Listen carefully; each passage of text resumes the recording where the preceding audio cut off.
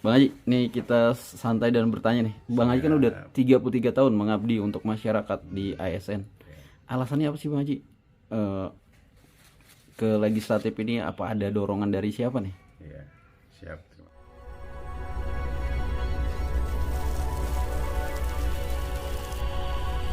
Terima kasih atas pertanyaan yang begitu baik dan amat menarik ya. Saya mengabdi 33 tahun di dunia PNS.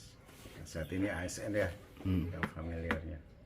Tapi masih ada yang harus kita lihat dari sisi sosial, dari sisi masyarakat, dari sisi pendidikan. Ada yang nampaknya belum tuntas di Kota Depok ini. Kita punya generasi yang namanya generasi olahraga. Dari sisi olahraga, posisi anak-anak kan ada yang berkembang di bidang sepak bola, ya diantaranya pemain-pemain ini harus tersalurkan. Ada wadah-wadah tertentu. Nah, event-event dibanyakin di wilayah-wilayah kecamatan. Terus kalau mereka kelihatan potensi dari mulai U12, 17 sampai U40, sehingga persiapan di Depok ini ya terprogram menuju kalau yang U12 atau 13 atau sampai 14 itu ke profesi askot tidak kesulitan untuk rekrutmen. Dari sisi lain, katakan seperti pendidikan, itu di sektor pendidikan kita terlalu melihat ke formalnya, padahal ada menjadi bagian penting yang namanya pendidikan non formal. Salah satu contoh di basicnya itu di PAUD, pendidikan anak usia dini, itu di golden age-nya itu perlu dibentuk maksimal ya untuk masuk ke level SD, ke level jenjang pendidikan yang lebih tinggi. Nah, ada hal yang harus kita perhatikan dari anak-anak yang sedang mengenyam pendidikan di usia sekolah lanjutan SMP. Itu ada yang drop out, ada yang DO. Nah, penanganannya belum maksimal. Sebenarnya posisinya kita tinggal membentuk yang namanya lembaga pusat kegiatan belajar masyarakat. Jadi bisa menangani anak-anak yang DO ini dari mulai sisi mereka broken home orang tuanya, terus terpisah, terus keahlian sekolah di luar negeri, ya, itu bisa kita salurkan ke sebuah lembaga yang namanya kesetaraan. Jadi bisa teratasi. Nah, jenjang pendidikan dari SMP masuk ke level SMA itu pun sebuah harapan. Ada di level SMA-nya berarti di paket C. Nah, ini kalau mereka yang tamat harus dilihat dari bakat. Mereka diarahkan kepada hal-hal kompetensi dan yang paling penting usaha mandiri. Jangan sampai anak-anak yang udah tamat di paket C melamar pekerjaan, bekerja di satu tempat, kompetensinya berbeda tapi nggak bisa diatasi. Nah, harus dicarikan sebuah peluang, namanya usaha mandiri, kira-kira seperti itu. Nah, sebagai salah satu contoh, saya memiliki usaha di bidang ekonomi. Ada yang namanya usaha kafe kalau zaman sekarang ngetrennya, tapi kalau bahasa itunya warkop. Nah, mereka ini ada potensi tidak tamat tapi bisa bekerja sambil sekolah, kira-kira seperti itu. Nah, dari sisi lain perkembangan yang dilakukan untuk UMKM, mereka kan pedagang, kebanyakan dilakukan oleh anak muda, malu lah bahasanya gitu. Tapi ada satu cara sebenarnya, di situ dilatih ya untuk mendapatkan peluang usaha, tapi jangan hanya dilatih dapatkan sertifikat tiba-tiba. Ada harus dipikirkan bagaimana bentuknya ke depan untuk pengembangan. Mereka setelah dilatih harus diberikan sarfras, tempat kalau kayak perbengkelan. Terus kalau seperti mereka menguasai menu salah satu jus atau kuliner, itu harus dicari bukan hanya tempat tapi sarananya, alat prakteknya. Jadi kebanyakan yang saya lihat pelatihan yang dilakukan mereka selesai dapat sertifikat udah, tapi tidak difasilitasi, bahkan tidak didorong untuk memberikan satu suplai dalam bentuk ya sarfras yang menunjang seperti tempat bengkel dan alat ya toolsnya di sini dalam hal ini misalkan motor bekas kira-kira seperti itu. Nah, dari sisi lain ada lagi ya kelompok semacam ibu-ibu yang mengantar anak ya belum terfasilitasi dengan kebanyakan kan taman yang dibuka, ya, taman warga, taman kelurahan. Tapi kalau tempat mereka mengantar anak di usia golden age seperti PAUD dan TK, di mana mereka yang lebih rileks untuk nunggu, karena nggak mungkin ditinggal. Tempat nunggunya ini ada yang lansia, jadi kalau boleh saya sebut bisa dikatakan tempat untuk menunggu bagi kaum lansia seperti itu. Dan disediakan minat baca, ada ruang bacanya. Kira-kira seperti itu. Nah, soal saya untuk selepas dari PNS hampir 33 tahun menuju legislatif, saya berpikir ada beberapa hal yang belum tuntas. Jadi saya ingin mengabdi di situ dan ingin pengabdian ini saya tuangkan dalam bentuk kriteria tadi. Masih ada beberapa catatan lagi yang bisa saya sampaikan. Kira-kira seperti itu, Bang.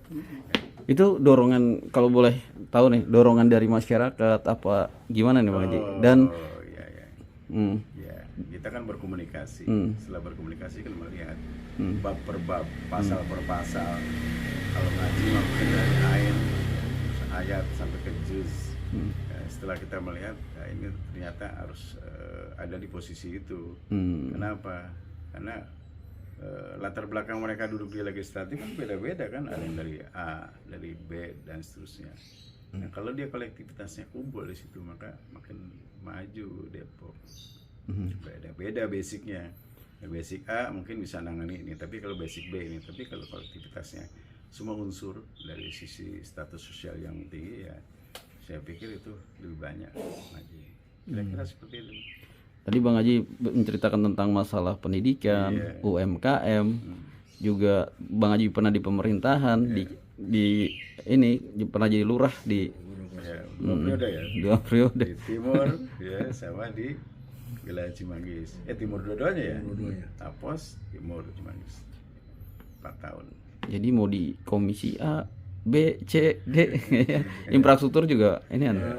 Oh iya, tadi yang menarik, apa sih yang belum tuntas, satu aja dari yang Pak Haji ketahui di di pendidikan khususnya. Oke.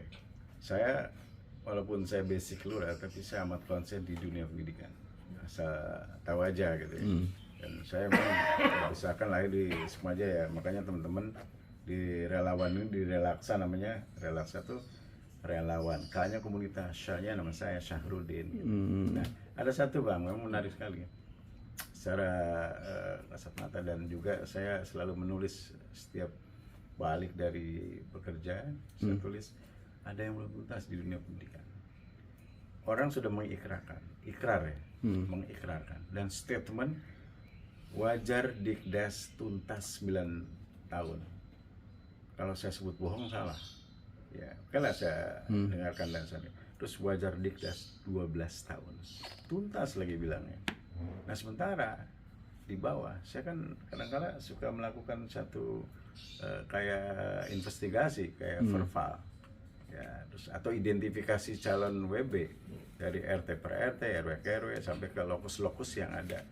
Nah, ternyata mereka itu bukan hanya sedikit, sangat banyak yang nggak tuntas SMP, yang nggak tuntas SMA, dengan latar belakang yang beda-beda.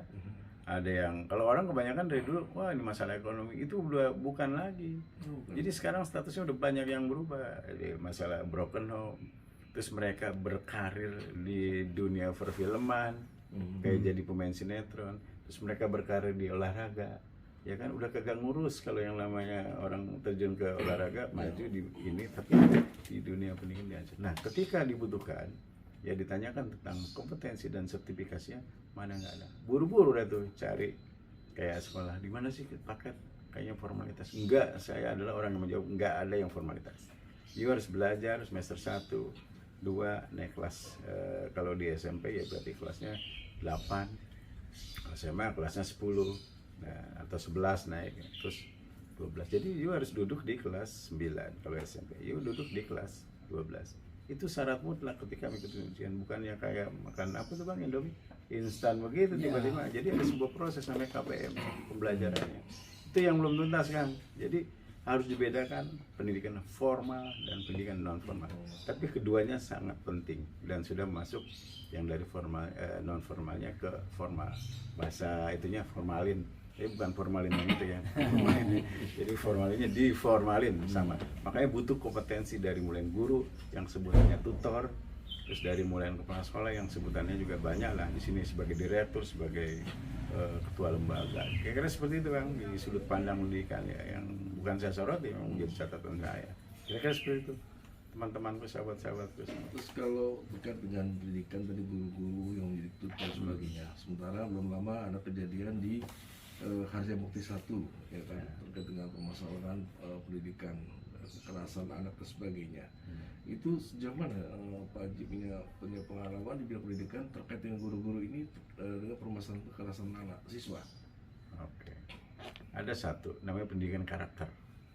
Ya, pendidikan karakter itu tidak hanya harus diserap diikuti oleh anak-anak dalam hal pembinaan, tapi si gurunya juga harus memahami basicnya apa.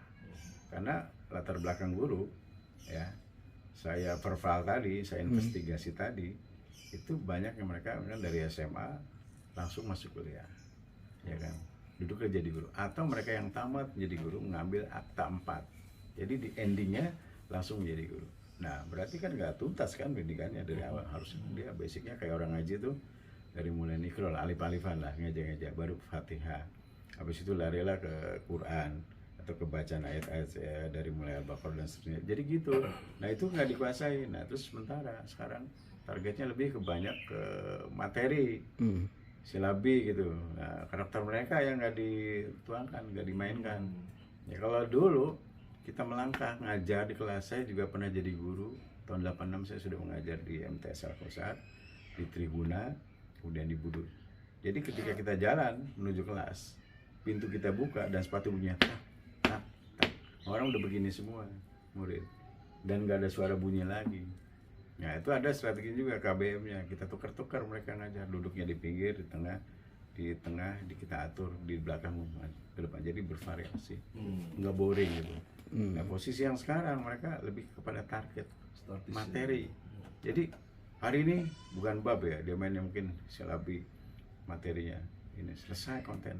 Sementara kemampuan anak beda-beda.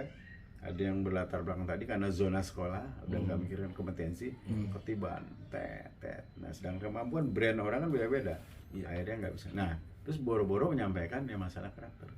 Jadi perlu ditambah dengan proses yang namanya pendidikan karakter, ditambah melalui misalkan LDK, latihan dasar kepemimpinan. Terus di hari Sabtunya jangan cuma pramuka aja, ada tambahannya, ya kan dia kasih yang materi leadership kayak gitu Bang. Ya kan seperti itu kira-kira. Maji, untuk memenangkan di 2024 Bang Haji buat apa nih Pak Haji? Udah kan buat tim relaksain nih. Ini gimana nih? Udah sampai di mana nih? Saya ingin pengabdian, tapi ya mau tidak mau kita harus bicara strategi, ya kan? Kita harus bicara strategi. Saya kebetulan lahir di sini Sukmajaya, asli lah. Kalau orang mah di BA tapi asli. Cuman orang belum pada ngeliat banyak. Bang Adi juga sama nih, belum ngeliat saya kayak kulit durian dari Jawa aja kan? Belum digali sumbernya kan. Nah itu posisi pasti saya akan membuat strategi. Satu, saya membentuk tim. Biasanya orang menyebutnya dengan sahabat, teman, atau nama-nama lain lah kayak tren. Tapi saya membuat, saya sampai munazat lah ya kan. Saya bilang apa tim yang cocok. Ternyata saya karang-karang relaksa. Relaksa tuh orang dominannya lari ke permen. Permen relaksa tau kan? Ya, setiap dia iklan di vulgar, di formula, terus dipublish enak karena permen. Ini juga sama sebenarnya kalau melihat seperti itu. Jadi relaksa tuh relanya, relawan. Ada K-nya kan? K-nya itu komunitas. Sya-nya nama saya Haji Sahrudin kan, masih begitu kan. Nah ini sudah terrekrutmen 6 kelurahan di Kecamatan Sukmajaya. Karena lahir di sini ya saya pasti hafal nama kelurahan itu dari mulai Sukmajaya, Tirtajaya, Abadi Jaya, ya Bakti Jaya, Mekar Jaya tempat saya di sini, kemudian Cisalak, ya kan. Itu menjadi bagian yang sudah terekrut dan sudah terbentuk duta-duta dari kelurahan-kelurahan itu yang tergabung dalam tim relaksa. Kalau saat sekarang saya lihat di grup saya lihat di grup sih hampir ada 112, hampir ya, hampir ada 112. Berarti udah 6 Ya, kelurahan. alhamdulillah kayak gitu. Di Itu masa kan ya. teman-teman saya sekolah di SD, alumni SD Negeri Cikumpas, alumni situ. Teman-teman saya alumni SMP Negeri 1 Depok. Teman-teman saya alumni di SMA Negeri 1 Depok, saya alumni situ kayak gitu. Sama komunitas bola biasa, sama seni lah. Kan Bang Adi tahu kan, Ya. ya di seni udah sangat lama lah. Kira-kira Iya, seperti itu. Man. Iya, jadi Besar milih. ya, sosial. Jadi status sosial yang lebih saya kedepankan. Itu Bang. Iya. Oke. Punya target yang sejauh mana, presentasi yang kira-kira saya pokoknya sudah seperti ini gitu. Ya, saya semua juga pasti endingnya kita serahkan pada Sang Holik ya. Tapi perlu di depannya ada satu ikhtiar. Ya, ikhtiar itu penting kan. Lalu kuncinya juga doa. Insya Allah dengan kebersamaan teman-teman dan komunitas yang ada, karena mereka rata-rata kan asli kan, asli sini dan sudah mengenal. Jadi kalau kita jalan dari ujung Sukmajaya sampai ke ujung selatan Berjaya, apalagi dengan tokoh-tokoh ya, oh ada yang panggil itu Pak Guru mau kemana gitu, itu Pak RW mau kemana, ada yang manggil Ru, ya memang kita dulu guru kan, ada yang manggil lagi apa, mau kemana kan, ada yang W tau nggak RW, jadi RW yang mau mantan RW, saya mantan RW di wilayah sini di sekitar 2011an, 3 tahun, ya 23 tahun yang lalu lah kayak gitu RW. Babe juga bilang tokoh di sini, dia pernah jadi RW 14 tahun, jadi berakar lah dari grassroots-nya. Wih, bahasanya keren ya, grassroots-nya. Itu karena makanya pasti ada status sosial yang mengikat, seperti itu kira-kira. Boleh tahu nama orang tua pasangan? Nama orang tua, Pasangan. bapak itu namanya Haji Simin Enan. Dia tinggal dulu di daerah Sukmajaya yang pertanian, sekarang kantor DPRD. Itu di atasnya ada makam kakek saya, asal tahu aja. Jadi di depan kantor DPRD, di depannya itu makam kakek. Hanya ke situ Ya, itu namanya pertanian. Ya, dari mulai tanah harga 900 perak gitu. Nah, mengembangkan posisi, ya udah kita lari ke kawasan kota sedikit lah, di belakang Masjid Merah ini gitu. Masjid Merah tau kan? Si Baitur Rahman. Ya dulunya pernah jadi sekretaris juga sih, sekretaris Masjid DKM. Jadi status sosial ya. Ya. Kalau ibu? Kalau ibu juga asli Betawi sini, itu anaknya Kong Amil Nisin. Kong saya dulu Amil, jadi dia kalau nikahin orang berangkat ke Cisalak pakai sepeda kumbang. Nah itu. Nah saya tinggal nunggu tuh karena saya masih sekolah. Itu berarti nunggu berkatnya kan, biasa kan di belakang udah kita tahu. Jadi nih makan berkah gitu kan. Jadi ada doa juga, saya kira seperti itu. Sisinya. Iya. Ya, cukup. Bang Adi? Udah. Pak Haji, makasih banyak atas waktunya. Iya.